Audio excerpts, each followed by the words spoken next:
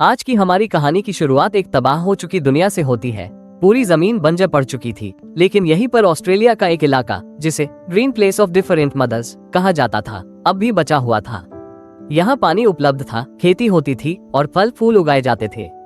इस सुरक्षित स्थान पर कई महिलाएं रहती थीं। इसी इलाके में फ्यूरियोसा नाम की एक लड़की रहती थी। फ्यूरियोसा एक दिन पेड़ से पका हुआ फल लेने आए, तभी उसने अपने इलाके के पास कुछ हलचल सुनी। जब वो करीब गई तो देखा कि कई बाइकर्स वहां जमा थे। फ्यूरियोसा ने फुर्ती से एक बाइक की तेल पाइप काट दी। जैसे ही वो दूसरी बाइक की पाइप काटने वाली थी, एक बाइकर ने उसे देख लिया। इससे पहले कि वो उसे पकड़ पाता, फ्यूरियोसा ने उसके पैर पर तेज धार वाले हथियार से वार किया और तेजी से भाग निकली। भागते हुए उसने जोर जोर से सीटी बजानी शुरू कर दी, ताकि इलाके के लोगों को आने वाले खतरे का एहसास हो जाए। लेकिन इससे पहले कि वो सुरक्षित इलाके तक पहुंच पाती, एक बाइकर ने रस्सी फेंककर उसे रोक लिया। इसके बाद वे उसे उठाकर अपने साथ ले जाने लगे। दूसरी ओर फ्यूरियोसा की मां और इलाके के योद्धा तुरंत अपने घोड़ों पर सवार होकर उनका पीछा करने लगे। फ्यूरियोसा की मां ने पीछा करते हुए एक बाइकर पर छलांग लगाई, उसके गले पर वार कर उसे मार गिराया और उसकी बाइक अपने कब्जे में ले ली। वे फ्यूरियोसा को बचाने के लिए निकलने ही वाले थे कि तभी इलाके के लोगों ने उन्हें कुछ बीज सौंपे और याद दिलाया कि चाहे कुछ भी हो जाए, किसी को भी ग्रीन प्लेस का पता नहीं चलना चाहिए। साथ ही जो लोग ग्रीन प्लेस को देख चुके हैं, उनमें से कोई भी जिंदा नहीं बचना चाहिए। ये सुनते ही फ्यूरियोसा की मां और तेजी से आगे बढ़ी और एक बाइकर को मार गिराया। आगे के दो बाइकर्स ठिठक कर देखने लगे कि क्या हुआ। तभी उन्हें दूर से फ्यूरियोसा की मां अपनी ओर बढ़ती दिखी। डर कर वे अपनी बाइक मोड़ने लगे। इसी बीच फ्यूरियोसा ने जिस बाइक पर उसे बांधा गया था, उसकी तेल पाइप काट दी। फ्यूरियोसा की मां मरे हुए बाइकर की बाइक से कुछ स्पेयर पार्ट्स निकालकर अपनी बाइक ठीक करती है और उसकी बाइक से बचा हुआ तेल अपनी बाइक में डालकर फिर से पीछा करने लगती है। रास्ते में चलते चलते रात हो चुकी थी। जिस बाइक पर फ्यूरियोसा बंधी हुई थी, उसका ईंधन खत्म हो गया, क्योंकि उसने पहले ही उसकी पाइप काट दी थी। ईंधन खत्म होते ही दोनों बाइकर्स आपस में झगड़ने लगे। इसी अफरा तफरी का फायदा उठाकर फ्यूरियोसा ने अपने हाथ छुड़ा लिए और तेजी से भागने लगी। लेकिन वो अपने घर तक पहुंचने में कामयाब नहीं हो पाए, क्योंकि बाइकर्स ने उसे दोबारा पकड़ लिया। अब वे उसे अपने इलाके की ओर ले जाने लगे। सुबह होते ही हम देखते हैं कि फ्यूरियोसा की मां बाइकर्स के कैंप तक पहुंच चुकी है। वहां उसने फ्यूरियोसा को उनके बीच फंसा हुआ देखा। बिना समय गंवाए उसने एक बाइकर को गोली मार दी, लेकिन तब तक दूसरा बाइकर फ्यूरियोसा को सही सलामत उनके ठिकाने तक पहुंचा चुका था। ठिकाने पर पहुंचते ही वो बाइकर अपने साथियों को ये खुशखबरी सुनाता है कि उसे ग्रीन प्लेस का पता चल गया है, एक ऐसी जगह जहां भरपूर संसाधन और बहुत सी महिलाएं मौजूद है। ये सुनकर फ्यूरियोसा समझ जाती है कि अब उसके इलाके और वहां के लोगों पर बड़ा खतरा आने वाला है। वो जानती थी कि यह बाइकर ग्रीन प्लेस की लोकेशन अपने साथियों को जरूर बता देगा, इसलिए वो तुरंत एक चालाकी भरी योजना बनाती है। फ्यूरियोसा मौके का फायदा उठाते हुए उस आदमी के गले में रस्सी का फंदा डालती है और सबके सामने उसे बाइक से गिराकर मार देती है। अब ग्रीन प्लेस की जानकारी रखने वाले सभी बाइकर्स का खात्मा हो चुका था। लेकिन इससे पहले कि फ्यूरियोसा और उसकी मां पूरी तरह सुरक्षित महसूस कर पाती, बचे हुए बाइकर्स उसे अपने लीडर डेमेंटस के पास ले जाते हैं। डेमेंटस बहुत चालाक था। उसने फ्यूरियोसा से नरमी से बात की और अपने लोगों को भी आदेश दिया कि उसका अच्छे से ख्याल रखा जाए, ताकि वो उसे झांसा देकर ग्रीन प्लेस की जानकारी हासिल कर सके। रात होते ही फ्यूरियोसा की मां भी उसी कैंप तक पहुंच जाती है। उसने एक मरे हुए बाइकर के कपड़े पहन लिए और खुद को बिल्कुल उन्हीं की तरह बना लिया। वो एक कैंप में जाकर फ्यूरियोसा को खोजने लगती है। जहां भी उसे फ्यूरियोसा नहीं मिलती, वहां के सभी लोगों को वो गोली मारकर खत्म कर देती है। आखिरकार वो उस कैंप तक पहुंच जाती है जहां फ्यूरियोसा को कैद रखा गया था। उसने तुरंत फ्यूरियोसा को आजाद कर लिया। लेकिन तभी जैसे ही वो एक आखिरी लड़की को मारने वाली थी, वो लड़की घबराकर कहती है, मुझे मत मारो, मैं भी तुम्हारी बेटी की तरह यहाँ फंसी हुई हूँ। ये सुनकर फ्यूरियोसा की माँ उस लड़की पर दया करती है और उसे छोड़ देती है और फ्यूरियोसा को अपनी बाइक पर बिठाकर तेजी से वहाँ से निकल जाती है। लेकिन उसे इस बात का अंदाजा नहीं था कि जिस लड़की पर उसने रहम किया, वही उन्हें धोखा देगी। जैसे ही वे कैंप से बाहर निकलती हैं, वो लड़की दौड़कर इमरजेंसी अलार्म बजा देती है। अचानक तेज आवाज गूंजती है और कैंप में मौजूद कई बाइकर्स उनकी दिशा में दौड़ पड़ते हैं। बाइकर्स ने दूर से ही उन पर बम से हमला कर दिया। विस्फोट की लपटों में फ्यूरियोसा की मां के कपड़े जल गए। आग से बचने के लिए उसने जल्दी से अपना आर्मर सूट उतार दिया और बाइक पर वापस कूद पड़ी। वे जितनी तेजी से हो सकता था वहां से भागने लगी, लेकिन चाहे वे जितनी भी दूर जाती, बाइकर्स उनका पीछा नहीं छोड़ रहे थे। फ्यूरियोसा की मां समझ चुकी थी कि अब वो इन बाइकर्स से बच नहीं पाएगी। उसने एक आखिरी फैसला लिया। उसने अपनी बाइक फ्यूरियोसा को दे दी और कहा, अकेले घर चली जाओ। साथ ही उसने फ्यूरियोसा को एक बीज देते हुए कहा, वापस जाकर इसे उगा देना। फ्यूरियोसा हिचकिचा रही थी, लेकिन उसकी मां की आंखों में मजबूती थी। उसके पास कोई और रास्ता नहीं था। फ्यूरियोसा की माँ वहीं रुक गई। फिर वो तैयार होकर बाइकर्स का सामना करने लगी। वो अकेले कई बाइकर्स से लड़ी, लेकिन उनकी संख्या बहुत ज्यादा थी। जल्द ही उन्होंने उसे घेर लिया। कुछ देर बाद फ्यूरियोसा छिपते छिपते वापस लौटी, लेकिन जो उसने देखा वो उसके लिए किसी बुरे सपने से कम नहीं था। उसकी माँ को एक पेड़ से बांधकर बेदर्दी से मारा जा रहा था, और यह सब उसकी आंखों के सामने हो रहा था। इसके बाद बाइकर्स का लीडर फ्यूरियोसा को अपने जैसे कपड़े पहनने पर मजबूर करता है और फिर उसे एक पिंजरे में बंद कर देता है। उसे ये सब देखने के लिए मजबूर किया जाता है क्योंकि ये लोग इसे अपने मनोरंजन का हिस्सा मानते थे। इसके बाद लीडर ने फ्यूरियोसा को उसकी बेटी का डैडी बेयर नाम का खिलौना दिया, लेकिन फ्यूरियोसा ने गुस्से में उसे जमीन पर फेंक दिया। ये देखकर लीडर ने गुस्से में उसे वहां से ले जाने का आदेश दे दिया। फ्यूरियोसा के साथ एक बूढ़ा आदमी भी था जिसने उसे सलाह दी, अगर तुम मुझसे पढ़ना लिखना सीख लो तो लीडर के लिए एक काम का बंदा बन सकती हो। ऐसे में तुम्हें टॉर्चर नहीं किया जाएगा। लेकिन फ्यूरियोसा किसी की सुनने वाली नहीं थी। उसके दिमाग में सिर्फ एक ही चीज थी, ग्रीन प्लेस अपने घर वापस जाना। चुपके से उसने अपनी बाजू पर ग्रीन प्लेस तक के रास्ते का मैप टैटू जैसा बना लिया। उसे डर था कि कहीं समय के साथ वह रास्ता भूल न जाए, इसलिए उसने पूरे नक्शे को अपनी त्वचा पर उकेर लिया। समय बीतता गया और एक दिन जब सभी बाइकर सफर पर निकले हुए थे, उन्होंने दूर से एक लाल धुएं का गुबार उठता हुआ देखा। जैसे ही उनकी नजर उस धुएं पर गई, वे समझ गए वहां जरूर लोग रह रहे होंगे। वे उस धुएं का पीछा करते हुए आगे बढ़े और एक लड़के से मिले जिसने उन्हें वहां के सीटर और किले तक पहुंचा दिया। इस किले में इम्मोर्टल जॉय की हुकूमत चलती थी। उसके पास भरपूर पानी और खाद्य भंडार थे जिनका उपयोग वह अपने सोल्जर्स को मजबूत बनाने के लिए करता था।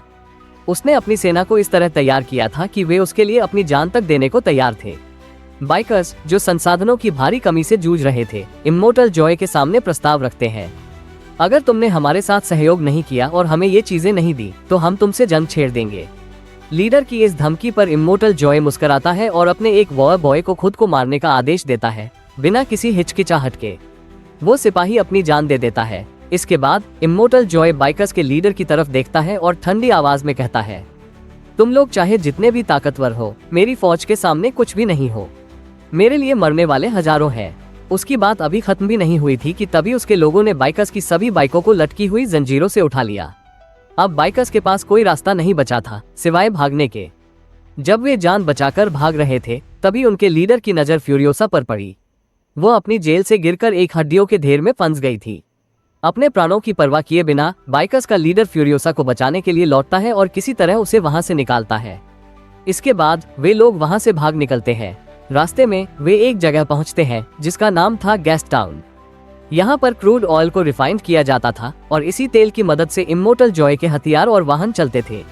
अब बाइकर्स का लीडर गैस टाउन के किले पर कब्जा करने की योजना बनाता है ताकि वो इस तेल के जरिए इम्मोर्टल जॉय को ब्लैकमेल कर सके। लेकिन समस्या ये थी कि गैस टाउन की सुरक्षा बेहद कड़ी थी। इसे भेद पाना आसान नहीं था। इससे बचने के लिए बाइकर्स का लीडर डिमेंटिस अपने कई लोगों को लड़ने वाले लड़कों की तरह तैयार करता है और उन्हें गैस टाउन के मुख्य द्वार तक भेजता है। जब ये लोग गैस टाउन के गेट तक पहुंचते हैं और दरवाजा खोलते हैं, तभी डिमेंटिस अपने ही भेष बदले हुए लोगों को मार डालता है। उसका मकसद साफ था, गैस टाउन के लोगों को यह विश्वास दिलाना कि उन्होंने इम्मोर्टल जॉय के किले पर कब्जा कर लिया है और अब उसके सैनिक उनके गुलाम है। ये देखकर गैस टाउन के लोगों ने बिना शक किए दरवाजे खोल दिए। गैस टाउन पर कब्जा करते ही डिमेंटिस ने सबसे पहले वहां के लीडर की उंगलियां काटकर इम्मोर्टल जॉय के पास भेज दी। इसे देखते ही इम्मोर्टल जॉय समझ गया कि अब धीरे धीरे डिमेंटिस के हाथ में और ज्यादा ताकत आ रही है। उसकी ताकत का असली स्रोत गैस टाउन का तेल था और अब डिमेंटिस उसी पर कब्जा कर चुका था। इसी वजह से इम्मोर्टल जॉय डिमेंटिस को बैठकर बातचीत करने का संदेश भेजता है। डिमेंटिस यही चाहता था क्योंकि उसे खुद भी जरूरी संसाधनों की जरूरत थी जो इम्मोर्टल जॉय के पास थे। इस डील को पक्का करने के लिए डिमेंटिस गैस टाउन के लीडर को लेकर इम्मोर्टल जॉय के किले पर पहुंचता है। गैस टाउन का लीडर काफी बीमार था और उसका शरीर मशीनों के सहारे ही काम कर रहा था। यही डिमेंटिस के लिए सबसे बड़ा मौका था। वो इम्मोर्टल जॉय को ब्लैकमेल करने के लिए उसके भाई को उसी मशीन से पहले टॉर्चर करता है और फिर बेरहमी से मार डालता है। इसके बाद डिमेंटिस इम्मोर्टल जॉय को धमकी देता है, मैंने पूरे गैस टाउन में बम लगा दिए हैं। इन बमों को एक्टिवेट और डीएक्टिवेट करने का तरीका सिर्फ मुझे पता है। अगर तुम्हें अपना गैस टाउन बचाना है तो मुझे इसका लीडर बना दो, वरना तुम्हारे हाथ कुछ नहीं रहेगा। ये सुनते ही इम्मोर्टल जॉय की आंखें सिकुड़ जाती हैं। वो जानता था कि डिमेंटिस बेहद चालाक और खतरनाक आदमी है। फ्यूरियोसा भी यह सब देख रही थी। इम्मोर्टल जॉय कुछ देर सोचता है और फिर कहता है, ठीक है, मैं गैस टाउन तुम्हारे हवाले कर दूंगा, लेकिन बदले में मुझे तुम्हारी बेटी और एक बाइकर चाहिए। फ्यूरियोसा ये सुनते ही गुस्से में बोल उठती है, मैं इसकी बेटी नहीं हूँ, इसने मेरी माँ को मारकर मुझे किडनैप किया था। डिमेंटिस को ये सुनकर गुस्सा आ जाता है। वो फ्यूरियोसा के हाथ से अपनी बेटी का टॉय छीन लेता है और उसे इम्मोर्टल जॉय के हवाले कर देता है, फिर बिना कुछ कहे वहां से चला जाता है। इसके बाद फ्यूरियोसा को एक गुप्त जगह पर ले जाया जाता है। यह वही जगह थी जहां इम्मोर्टल जॉय की पत्नियां रहती थीं। अब फ्यूरियोसा भी उन्हीं औरतों में से एक बनने वाली थी। ये सभी औरतें काफी दयालु थी और उन्होंने फ्यूरियोसा के साथ अच्छा व्यवहार किया। लेकिन फ्यूरियोसा का ध्यान सिर्फ एक ही चीज पर था, कैसे इम्मोर्टल जॉय इन सभी औरतों को अपने पास रखने के लिए मजबूर करता है। कुछ दिन बाद फ्यूरियोसा देखती है कि इम्मोर्टल जॉय की एक बेटी पैदा होती है, लेकिन वो गुस्से में आकर उस नवजात बच्ची को जिंदा दफनाने का आदेश दे देता है। मुझे सिर्फ लड़का चाहिए। उसका यह फैसला फ्यूरियोसा के अंदर एक आग भड़का देता है। इम्मोर्टल जॉय के पास पहले से ही कई बेटे थे, लेकिन उसकी नज़र में कोई भी पूरी तरह स्वस्थ और ताकतवर नहीं था। यही वजह थी कि उसने इन सभी लड़कों को लड़ाकू लड़कों के तौर पर रखा था। उसे सिर्फ एक चीज की तलाश थी, एक ऐसा बेटा जो पूरी तरह स्वस्थ और ताकतवर हो, जो उसके साम्राज्य पर राज करे। यही वजह थी कि उसने इतनी सारी बीवियां रखी थी, ताकि एक दिन उसे उसका आदर्श उत्तराधिकारी मिल सके। और इधर फ्यूरियोसा पर खतरा मंडराता है। एक दिन इम्मोर्टल जॉय के एक बेटे की नज़र फ्यूरियोसा पर पड़ती है। उसकी नीयत ठीक नहीं थी। वो फ्यूरियोसा को बालों से पकड़कर जबरदस्ती करने की कोशिश करता है, लेकिन फ्यूरियोसा किसी भी हालत में हार मानने वाली नहीं थी। वो झटके से अपने बाल छुड़ाकर वहां से भाग जाती है। और अब फ्यूरियोसा जानती थी कि वो लड़का उसे फिर से तंग करेगा, इसलिए अगली बार खुद को बचाने के लिए उसने एक तरकीब सोची। उसने अपने सारे बाल काट दिए, फिर उसने नेट और वैक्स की मदद से एक नकली विग बना ली। उसके पास उसकी माँ का दिया हुआ पीच सीड भी था, जिसे उसने अब तक संभाल कर रखा था। यह उसके लिए एक उम्मीद की तरह था, उसकी पहचान, उसकी असली दुनिया की आखिरी निशानी। कुछ समय बाद वही लड़का फिर से उसे पकड़ने के लिए आता है। वो उसकी विग पकड़ता है, लेकिन फ्यूरियोसा चालाकी से अपनी विग वहीं छोड़कर भाग जाती है। अब लड़का गुस्से और शर्म से बौखला जाता है। उसका भाई उसे रास्ते में रोककर पूछता है, तुम यहाँ क्या कर रहे हो? लेकिन वो कोई जवाब नहीं दे पाता। उसने डर के मारे फ्यूरियोसा की विग भी फेंक दी, क्योंकि उसे डर था कि अगर उसके पिता को पता चला तो उसे सजा मिल सकती है। अब फ्यूरियोसा अपने बालों के बिना एक लड़के जैसी दिख रही थी। उसने इस नए रूप को अपना लिया। इसके बाद उसे किले के अंदर काम भी मिल गया। वो उछलने कूदने में तेज थी, इसलिए उसे इम्मोर्टल जॉय की बड़ी बड़ी मशीनों में चेन लगाने का काम सौंप दिया गया। समय बीतता है। अब 15 साल बाद फ्यूरियोसा पूरी तरह से बड़ी हो चुकी थी, लेकिन उसकी आंखों में अब भी वही आग जल रही थी, अपने घर ग्रीन प्लेस लौटने की आग। अब कोई भी यह नहीं जानता था कि वो वही लड़की है। फ्यूरियोसा ने इतने सालों तक लड़का बनने का नाटक किया था, और इसी वजह से इम्मोर्टल जॉय को उस पर पूरा भरोसा हो गया था। इसी बीच इम्मोर्टल जॉय अपने लोगों को एक खतरनाक मिशन सौंपता है, एक विशाल ड्रिल बनाने का काम, जो किसी भी चीज को तहस नहस कर सकती थी। लोगों ने मशीन को बनाने में सफलता हासिल कर ली। अब पहली टेस्ट ड्राइव के लिए इसे बाहर ले जाया गया, लेकिन जैसे ही इन्हें रास्ते में ले जाया गया, डिमेंटस के लोग हमला कर देते हैं। वे पैराशूट से इस ट्रक पर उतरते हैं, बम बरसाने लगते हैं, उसके लड़ाकू लड़कों को मारना शुरू कर देते हैं। इधर इस ट्रक के ड्राइवर को कोई फर्क नहीं पड़ता। वो ट्रक को रोकने की बजाय लगातार चलाते रहता है, और डिमेंटस के लोगों के हमले से ट्रक को भारी नुकसान होता है। फ्यूरियोसा तुरंत ट्रक के नीचे जाकर उसे ठीक करने की कोशिश करती है, लेकिन तभी डिमेंटस का एक आदमी ट्रक के नीचे बम लगाने की कोशिश करता है। फ्यूरियोसा न सिर्फ उससे लड़ती है, बल्कि उसे मारकर बम को हटा भी देती है। इसके बाद वो तेजी से ट्रक के अंदर चली जाती है। बाहर डिमेंटस के लोग अभी भी उनके लड़ाकू लड़कों को मार रहे थे। लड़ाकू लड़कों ने भी जवाबी हमला किया और डिमेंटस के छोटे ट्रक को टक्कर मार दी। ट्रक का एक्सीडेंट हो जाता है और दूसरे ट्रक से जा टकराता है। इस टक्कर से फ्यूरियोसा को झटका लगता है, और फ्यूरियोसा के सर से उसका हेलमेट गिर जाता है और उसके बाल हवा में उड़ने लगते हैं। अब जैक को उसके सच का पता चल जाता है कि फ्यूरियोसा असल में एक लड़की है, लेकिन अब फ्यूरियोसा को डर था कि अब जैक उसे पकड़वा सकता है, इसलिए उसने तुरंत अपनी गन जैक पर तान दी। लेकिन जैक शांत रहता है। वो कहता है, तुम एक बेहतरीन वॉरियर हो, मुझे इस बात से फर्क नहीं पड़ता कि तुम्हारा जेंडर क्या है। हमारा काम है इस ट्रक को बचाना, और मैं चाहता हूँ कि तुम मेरी टीम का हिस्सा बनो। फ्यूरियोसा को एहसास होता है कि जैक सच कह रहा है। अब दोनों एक टीम बन जाते हैं और दुश्मनों का सफाया कर देते हैं। अब ये सारे बाइकर्स उन पर हमला कर देते हैं और सारा खाना लूटने लगते हैं। फ्यूरियोसा तुरंत अपना ट्रक लेकर वहां से निकल जाती है, जबकि जैक उन लोगों से लड़ता है जो ट्रक के पास आने की कोशिश कर रहे थे। किसी तरह बचते बचाते वे अपनी प्लेस में वापस पहुंच जाते हैं और इम्मोर्टल जॉय को डिमेंटस से मीटिंग का संदेश भेज देते हैं। इस लड़ाई में फ्यूरियोसा को एक तीर भी लग चुका था। जैक सावधानी से उसके कंधे से तीर निकालता है और उसे टाँके लगाता है। इस दौरान दोनों के बीच नजदीकियां बढ़ने लगती हैं। जैक उससे पूछता है कि उसके माता पिता की मौत कैसे हुई। फ्यूरियोसा बताती है कि जब वो छोटी थी तो बाइकर्स उसका अपहरण करके यहाँ छोड़ गए थे। फिर वो जैक को वो पीच सीट दिखाती है जो उसकी माँ ने उसे दी थी और अपना हाथ दिखाती है जिस पर ग्रीन प्लेस तक का नक्शा बना था। उसे अब भी उम्मीद थी कि वो वहाँ पहुँच सकेगी। जैक कहता है, मैं वादा करता हूँ, मैं तुम्हें तुम्हारी जगह तक पहुँचाने की पूरी कोशिश करूंगा। फ्यूरियोसा जवाब देती है, मैं चाहती हूँ कि तुम भी मेरे साथ आओ। इसी बीच उन्हें इम्मोर्टल जॉय का संदेश मिलता है कि वो डिमेंटिस से मिलने जा रहा है और उन्हें अपनी पूरी फौज तैयार करके उसके पीछे आना होगा। जैक फ्यूरियोसा को अपने ट्रक में नहीं बैठने देता, बल्कि उसे एक अलग ट्रक चलाने का काम देता है, क्योंकि उसका असली इरादा था कि वो सबको धोखा देकर इसी ट्रक के जरिए ग्रीन प्लेस तक पहुंच जाएगा। जब ये लोग गेस्ट टाउन पहुंचते हैं तो पहला ट्रक अंदर घुसने में सफल हो जाता है, लेकिन फ्यूरियोसा वहां से मुड़ जाती है। उसे उम्मीद थी कि जैक भी उसके साथ आएगा, मगर जैक हवा में हरा धुआं छोड़ देता है, जो संकेत था कि वो उसके लड़ाकू लड़कों को जंग के लिए बुला रहा था। ये देखकर फ्यूरियोसा गुस्से में अकेले ही वहां से निकल जाती है। फ्यूरियोसा के पास ग्रीन प्लेस तक पहुंचने का मौका था, लेकिन वो नहीं गई। जैक का ख्याल उसे रोक देता है। आखिरकार वो गेस्ट टाउन लौट आती है और अपनी स्नाइपर से दुश्मनों को मारना शुरू कर देती है। उसकी एक गोली डिमेंटिस को छूते हुए निकल जाती है।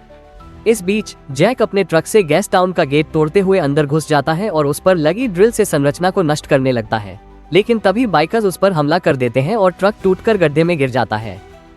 ठीक उसी समय फ्यूरियोसा वहां पहुंचती है। वो एक बाइक से चेन लटकाकर जैक को गड्ढे से बाहर खींच लेती है और फिर वे दोनों एक ट्रक में बैठकर वहां से भाग जाते हैं। अब उनका इरादा ग्रीन प्लेस पहुंचने का था, लेकिन उन्हें पता नहीं था कि डिमेंटिस उनका पीछा कर रहा था। डिमेंटिस का ट्रक जैसे ही उनके ट्रक से जुड़ता है, फ्यूरियोसा हमला करने के लिए बाहर निकलती है, लेकिन इसी दौरान उसका हाथ दोनों ट्रकों के बीच आ जाता है। यही वह हाथ था जिस पर उसने नक्शा बनाया था। अब वे डिमेंटिस के हाथों फंस चुके थे। डिमेंटिस ने उन्हें बंदी बना लिया। चारों तरफ बाइकर्स तेजी से चक्कर लगा रहे थे। जैक को एक बाइक से बांधकर गोल गोल घुमाया जा रहा था, जिससे उसकी मौत धीरे धीरे करीब आ रही थी। फ्यूरियोसा को जंजीरों से बांध दिया गया था और उसे घेरकर बाइकर्स चक्कर लगा रहे थे। डिमेंटिस ये सब देखकर खुश हो रहा था। तभी अचानक वो पीछे मुड़कर देखता है, फ्यूरियोसा वहां नहीं थी।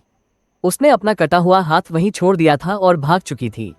गुस्से में डिमेंटिस अपने ट्रक से उसका पीछा करता है, मगर उसे पता चलता है कि फ्यूरियोसा पहले ही उसके ट्रक का टायर हटा चुकी थी। फ्यूरियोसा जिस बाइक से भाग रही थी उसका पेट्रोल खत्म हो जाता है। अब उसे पैदल ही सफर तय करना पड़ता है। उसका हाथ बुरी तरह जख्मी था और वह ठीक से चल भी नहीं पा रही थी। ऊपर से रेगिस्तान की तेज धूप उसे कमजोर कर रही थी। कुछ दूर चलने के बाद वो बेहोश हो जाती है। खुशकिस्मती से पास में एक उन्हीं का लड़ाकू लड़का उसे देख लेता है और उसे वापस ले जाता है। वहाँ उसका इलाज किया जाता है। जब उसे होश आता है तो वो पागलों की तरह इम्मोर्टल जॉय से मिलने की जिद करने लगती है। जब उसे इम्मोर्टल जॉय के पास ले जाया जाता है तो वो बताती है कि डिमेंटिस जल्द ही उन पर हमला करने वाला है। उसका इरादा गेस्ट टाउन को तबाह करने का है। इम्मोर्टल जॉय ये सुनकर तुरंत एक योजना बनाता है। डिमेंटिस के हमला करने से पहले ही वे उस पर हमला कर देंगे। जैसे ही वे गेस्ट टाउन के पास पहुंचते हैं, डिमेंटिस उन्हें देख लेता है और युद्ध का ऐलान कर देता है। गेस्ट टाउन और सिटाडेल के बीच भीषण लड़ाई छिड़ जाती है, जो हफ्तों तक चलती रहती है। दोनों पक्ष एक दूसरे को बुरी तरह मारते हैं। इस दौरान फ्यूरियोसा सिटाडेल में जाकर अपने लिए एक मैकेनिकल हाथ बनवाती है और एक कार को ठीक करने के लिए टायर ले लेती है। थोड़ी देर बाद वो देखती है कि डिमेंटिस और उसके बचे हुए लोग अपनी जान बचाकर भाग रहे हैं, लेकिन तभी डिमेंटिस की नजर फ्यूरियोसा पर पड़ जाती है। इससे पहले कि वे लोग फ्यूरियोसा पर हमला कर पाते, वो तेजी से अपनी गाड़ी चलाते हुए आई और सबको टक्कर मारते हुए आगे बढ़ गई। सभी दुश्मनों का खात्मा हो चुका था, लेकिन डिमेंट कहीं नजर नहीं आ रहा था। तभी दूर उसे एक बाइक सवार भागते हुए दिखा। यह कोई और नहीं बल्कि खुद डिमेंट था, लेकिन अब उसकी मौत करीब थी। उसकी बाइक खराब हो चुकी थी और फ्यूरियोसा अब उसके बेहद पास थी। वो चाहती तो एक ही बार में उसे खत्म कर सकती थी, लेकिन उसने ऐसा नहीं किया।